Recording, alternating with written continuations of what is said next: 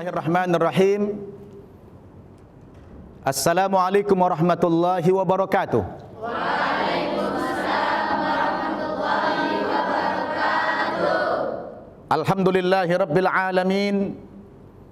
Wassalatu wassalamu ala asyrafil mursalin Sayyidina Muhammadin wa ala alihi wa sahbihi ajma'in. Amma ba'du. Anak-anakku sekalian, apa kabar kalian di siang hari ini? Alhamdulillah, luar biasa. Allahu Akbar. Masya Allah, indah sekali jawaban kalian ya. Apa tadi? Alhamdulillah, luar biasa. Allahu Akbar. Dahsyat sekali nih ya. Saya kayaknya baru pertama kali saya mendengar kata-kata begitu ya. Alhamdulillah, kalian ini kayaknya banyak mendapatkan apa nih? Apa namanya? Suka nonton ya? Alhamdulillah. Baik, anak-anakku sekalian, para santriwan dan santriwati Mu'allaf Center An-Naba, seperti biasa, serial pembinaan mu'allaf ini harus terus istimrar. Apa? Tahu arti istimrar? Yaitu berkelanjutan. Continue. Itulah makna daripada istimrar. Ya. Kalau kita mengawali pembinaan mu'allaf kemarin, materi awal kita adalah pentingnya mensyukuri nikmat iman dan Islam. Maka materi yang selanjutnya adalah pentingnya bersabar di dalam beriman dan berislam. Apa?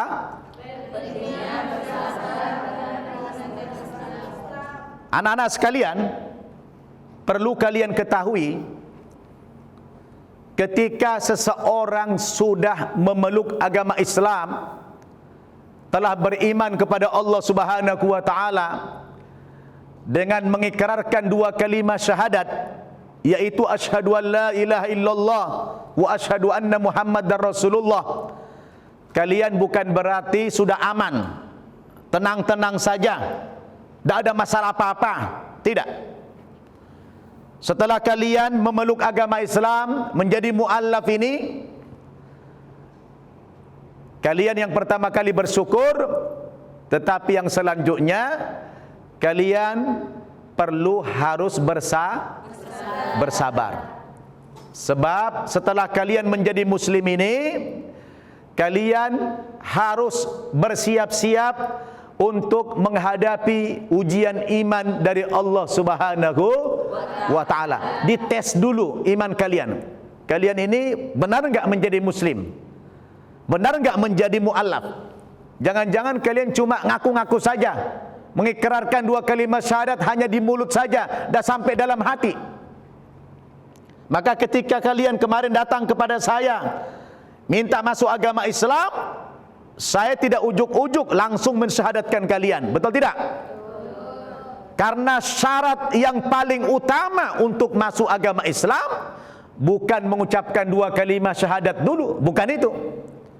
Tapi sikap kita yang pertama sebelum mengucapkan dua kalimat syahadat, kita harus ada yang namanya tasdiqun bil qalb. Membenarkan dulu dalam hatimu Islam itu, bahwa Islam itu benar. Islam itu satu-satunya agama yang hak. Inna dina indallahil Islam. Setelah kalian yakin Islam satu-satunya kebenaran dan tidak ada kebenaran di luar agama Islam, maka kemarin langsung saya syahadatkan kalian. Betul enggak?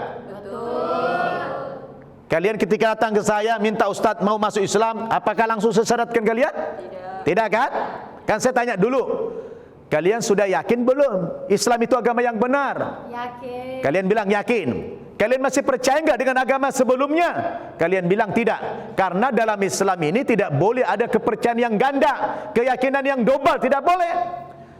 Ketika kalian memutuskan masuk agama Islam, maka kalian harus yakin Islam satu-satunya agama yang benar, maka agama yang sebelumnya tidak benar. Begitu bukan? Nah, setelah punya sikap begitu, barulah Ustadz menuntun kalian mengucapkan 2 kalimat syahadat. Apa itu? Asyhadu an la ilaha illallah wa asyhadu anna Muhammadar Rasulullah. Apa artinya? Aku bersaksi bahwa tidak ada Tuhan yang lain yang aku sembah. Sebab di dunia ini nak banyak Tuhan. Banyak Tuhan tidak? Banyak Tuhan. Ada Tuhan yang bentuknya patung. Ada Tuhan yang bentuknya kuburan. Ada Tuhan yang bentuknya pohon-pohon. Ada yang Tuhan bentuknya manusia, disembah oleh manusia. Sesuatu yang disembah oleh manusia berarti itu Tuhan. Maka statement itu, aku bersaksi tidak ada Tuhan-Tuhan lain yang aku sembah secara benar kecuali Allah. Enggak ada Tuhan yang lain. Tuhan cuma satu. Ya, yang namanya Tuhan itu lam yalid wa lam yulad, tidak lahir, tidak dilahirkan. Yang namanya Tuhan itu tidak beranak, tidak diperanak. Dulu Tuhan kita lahir tidak? Masuk akal enggak Tuhan lahir? Enggak masuk akal. Maka kita diberikan hidayah oleh Allah masuk Islam. Maka begitu kalian mengucapkan 2 kalimat syahadat itu, ada sebuah persaksian tidak ada Tuhan yang lain kecuali Allah dan Nabi Muhammad itu adalah utusan Allah. Beberapa hari setelah itu kalian harus bersiap-siap menghadapi ujian iman dari Allah Subhanahu wa ta'ala. Allah sebutkan di dalam Al-Quran. Coba buka Qurannya, surat ke-29, surat Al-Ankabut ayat 2 dan 3. Allah Subhanahu wa ta'ala berfirman, A'udzu billahi minasyaitonir rajim. Ahasiban nasu ayutsraku ayaqulu amanna wa hum la yuftanun. Wa laqad fatanna alladhina min qablihim fala ya'lamanna Allahu alladhina sadaqu wa la ya'lamanna al-kadzibin. Artinya, adakah manusia mengira bahwasanya dia dibiarkan saja mengaku-ngaku, saya telah beriman kepada Allah, saya sudah masuk agama Islam, saya sudah mengikrarkan 2 kalimat syahadat, dan saya sudah mendapatkan sertifikat. Wahum la yuftanun, padahal iman Islam mereka belum diuji sama Allah Subhanahu wa ta'ala. Adalah sebuah keniscayaan. Setiap orang yang sudah masuk agama Islam, dia harus bersiap-siap menghadapi ujian iman yang datang dari Allah Subhanahu wa ta'ala. Apa tujuan ujian iman itu? Fala ya'lamannallahu alladhina shadaqu, supaya tahu Allah siapa di antara kamu yang benar-benar bersungguh-sungguh beriman kepada Allah, bukan cuma pengakuan di mulut saja, saya sudah masuk Islam, tidak. Wala ya'lamannal kadzibin, supaya juga Allah tahu siapa di antara kamu yang berdusta, cuma berpura-pura saja masuk Islam tapi hatinya tidak sungguh-sungguh. Betul tidak? Betul. Ustaz mau tanya, kamu benar enggak masuk Islam ini? Benar. Sungguh-sungguh tidak masuk Islam? Sungguh-sungguh. Alhamdulillah. Apa ujian yang sudah kalian hadapi sekarang? Udah banyak kan? Biasanya yang pertama kali ujian itu apa? Dari keluarga dulu datang. Kalian langsung dibenci, dimusuhi, bahkan ada yang dizolimi. Kalian tidak diakui sebagai anak, diusir dari rumah, dicoret dari daftar kakak. Betul tidak? Betul. Itu dulu ujian biasanya. Ujian yang pertama kali kita hadapi dari keluarga dulu. Betul tidak? Betul. Mana ada keluarga orang tua yang senang dia anaknya pindah agama? Ada enggak? Pasti tidak ada. Betul tidak? Betul. Maka apapun ujian iman yang kalian hadapi, kalian harus bersabar. Tidak ada solusi yang lain kecuali kalian harus bersabar, bahwa itu adalah Allah ngetes kamu. Benar enggak si fulan ini masuk Islam? Jangan-jangan cuma ngaku-ngaku doang ini orang. Baru diuji begini saja sudah kapok, diuji begini saja sudah melempem dia, udah mau murtad lagi. Jangan anak-anak sekalian, betul tidak? Bahkan ada juga orang setelah masuk Islam, tadinya dia bekerja di perusahaan, pimpinannya tahu dia masuk Islam, dipecat. Harus sabar. Betul tidak? Jadi bermacam-macam bentuk ujian yang kita hadapi pasca berislam itu. Tapi yang paling umum, cobaan yang datang kepada kita biasanya dari keluarga dulu, ya kan? Itu adalah cobaan iman yang paling berat. Di satu sisi mereka adalah orang tua kita, mereka adalah keluarga kita, tetapi di sisi lain mereka membenci kita, menghujat kita, menghina kita. Bahkan bukan cuma kita yang dihina, agama kita pun dihina. Betul tidak? Harus bersabar, ya. Ya begitu. Mau tidak mau kita harus sabar. Kenapa? Karena mereka belum paham. Kita pun dulu kan begitu. Kalian juga sebelum masuk Islam benci gak sama Islam? Benci kan? Kenapa? Karena belum tahu. Tapi kalau sudah tahu, Masya Allah. Lihat seperti Umar bin Khattab dulu. Dia mau membunuh Nabi, ya. Tapi begitu dia masuk agama Islam, luar biasa pembelaannya terhadap agama Islam. Contoh peristiwa hijrah. Rasulullah dan para sahabat, ketika sahabat-sahabat Nabi yang lain hijrah, karena di Mekah mereka diintimidasi, ditekan, mau dibunuh. Nabi perintahkan sahabat hijrah kemana? Ke Madinah. Yang lain hijrah itu anak-anak pada takut. Oh, sembunyi-sembunyi, ada yang hijrah di malam hari, mencari jalan-jalan tikus yang kira-kira tidak dilewati masyarakat umum. Karena apa? Takut daripada kafir Quraisy. Tapi Umar, seorang yang sangat ganas dulu, mau hijrah dia kumpulin orang-orang kafir Quraisy. Hei orang-orang kafir Quraisy, sini, dengarkan Umar bicara. Siapa di antara kalian yang anaknya pengen jadi yatim, istrinya pengen menjadi janda, silakan Umar dicegat. Umar mau berangkat ke Madinah, mau hijrah. Wah, mendengar suaranya udah ketakutan. Oh, siapa yang berani sama Umar? Ya, dia dulu galak ketika di zaman jahiliyah, tapi setelah dia masuk Islam juga, dia galaknya luar biasa. Maka dia dipanggil siapa? Seorang yang Al-Faruq, seorang yang hebat membedakan yang hak dengan yang batil. Wah, begitu. Umar bin Khattab itu begitu. Yang lain takut-takut hijrah, dia malah kumpulkan orang kafir Quraisy karena dia tokoh yang berpengaruh di zaman jahiliyah dulu.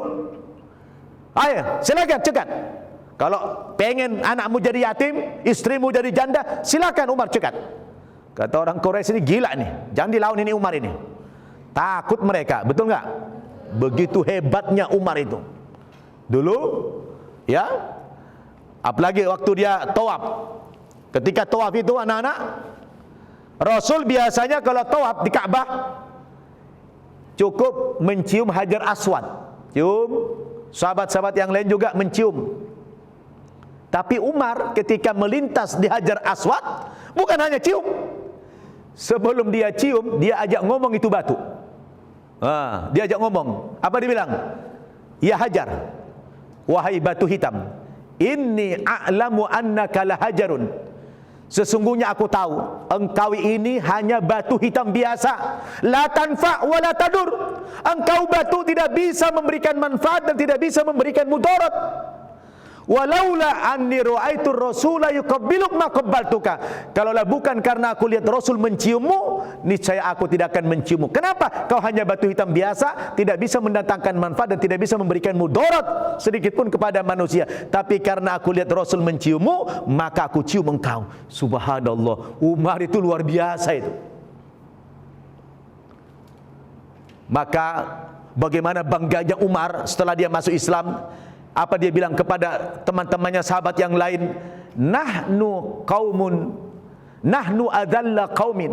Kita ini saudara-saudara, teman-teman, sahabat-sahabat, kata Umar, kita ini dulu di zaman jahiliyah adalah kaum yang paling hina. Kaum yang paling hina kita. Kita dulu waktu masih kafir, kita kaum yang paling hina. Lalu fa'azzanallahu bil Islam. Kita masuk Islam sekarang, Allah muliakan kita dengan Islam itu.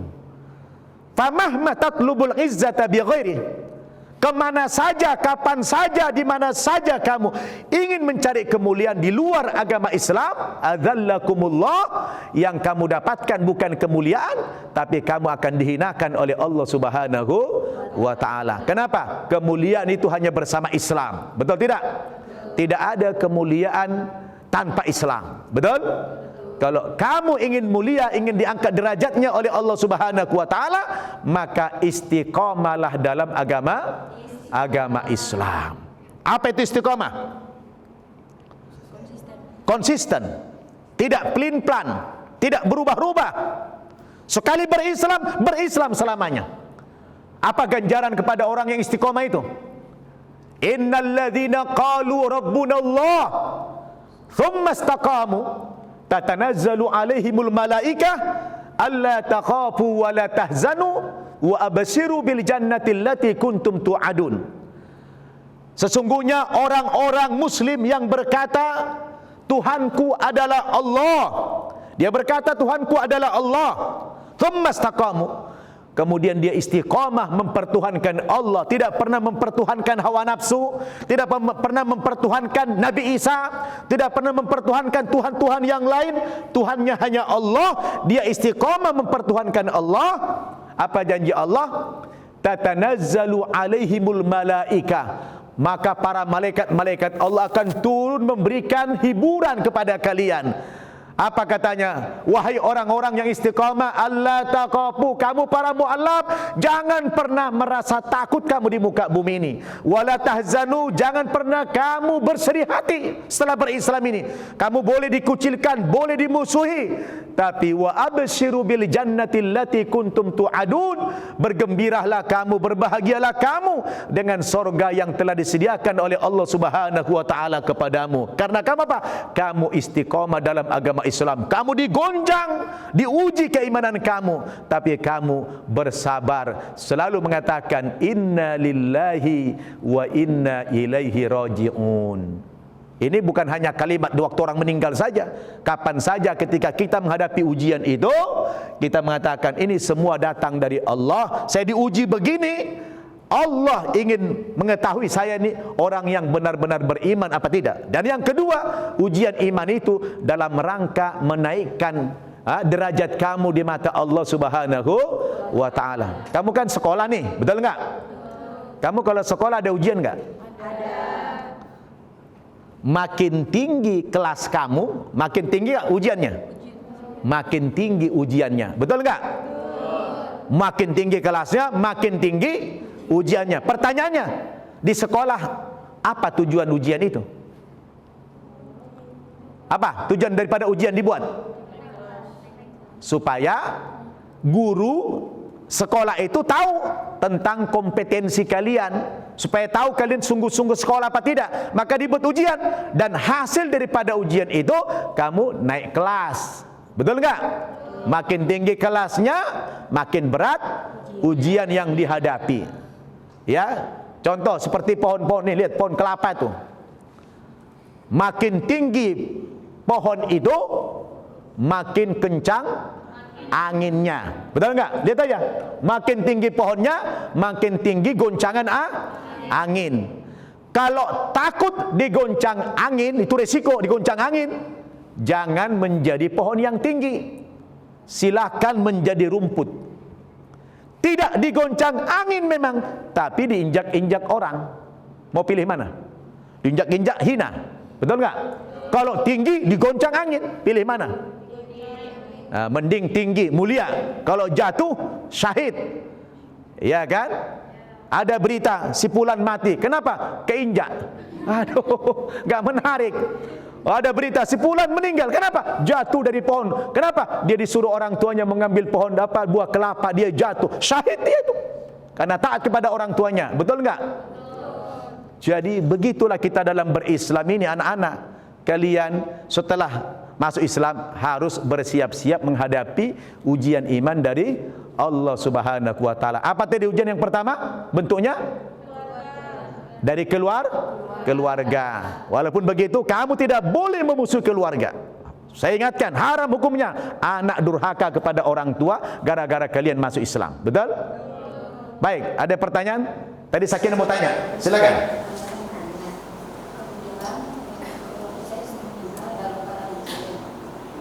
Dalam keadaan muslim.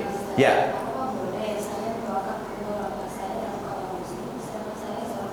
Ya.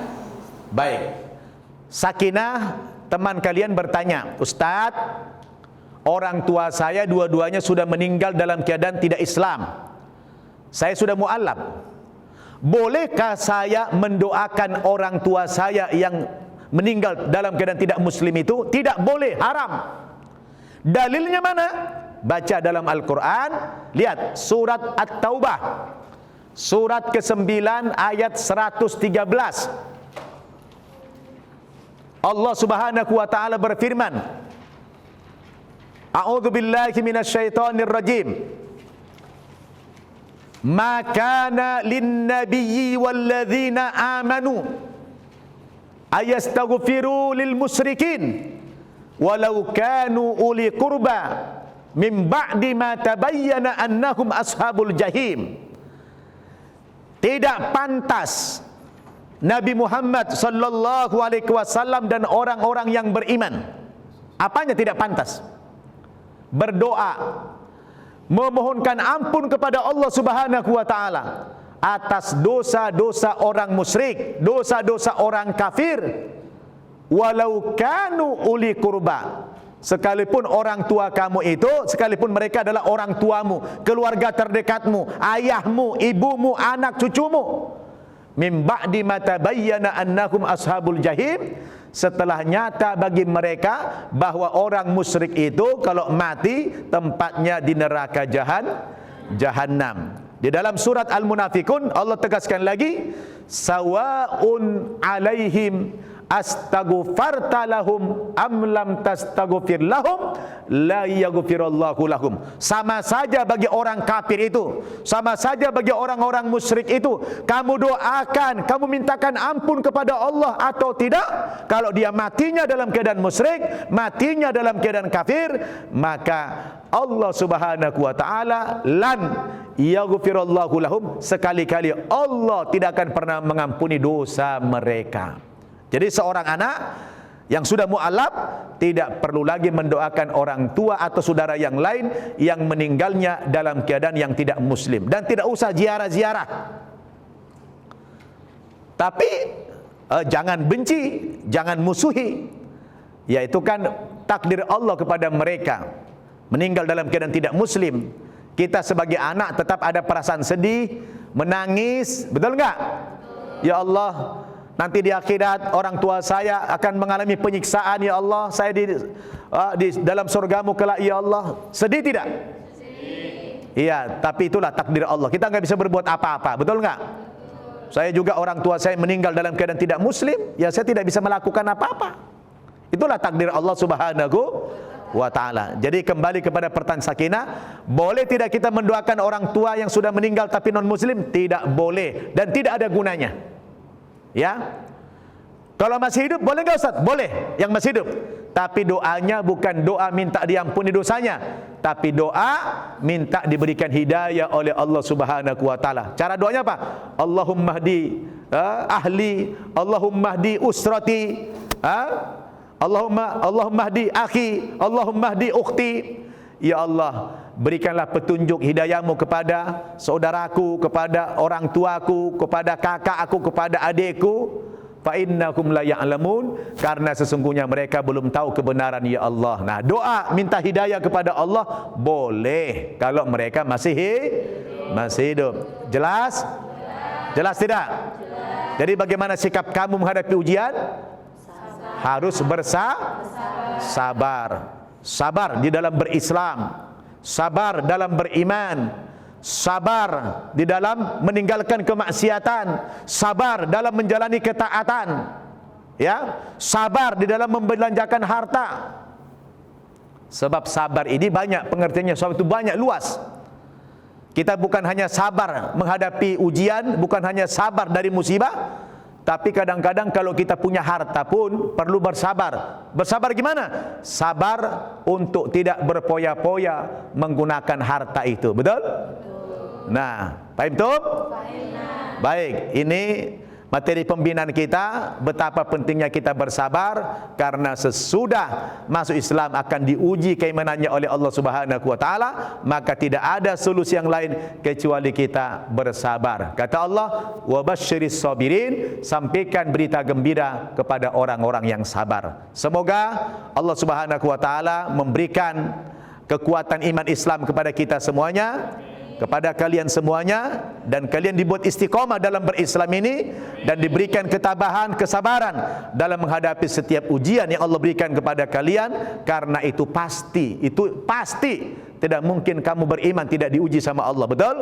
Maka kita mohon perlindungan Allah supaya setiap kali kita menghadapi ujian yang berat, kita diberikan ketabahan dan kesabaran oleh Allah Subhanahu wa taala. Amin ya rabbal alamin. Kita tutup dengan doa kafaratul majlis.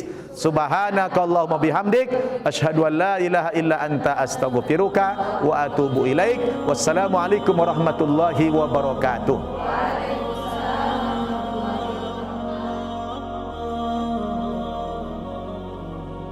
معنا نهج حياة جئنا تبصرة عن كل ضلال أعددنا بضع رسالات تحمل نورا للأجيال معنا نهج حياة جئنا تبصرة عن كل ضلال أعددنا بضع رسالات